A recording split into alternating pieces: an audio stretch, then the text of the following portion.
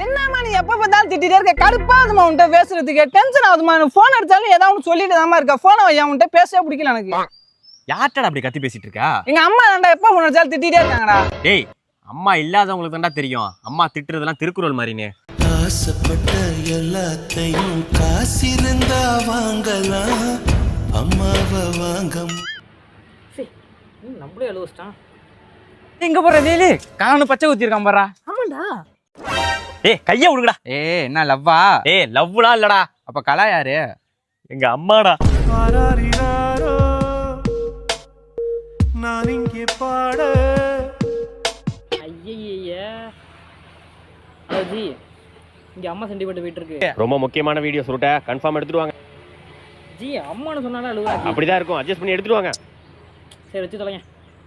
நாளைக்கெல்லாம் கன்ஃபார்மா டூர் போயிடலாம்டா. நான் டூர் வரலடா. ஏண்டா வரல? நான் டூர் வந்துட்டேனா எங்க அம்மா வீட்டுல தனியா இருப்பாங்கடா.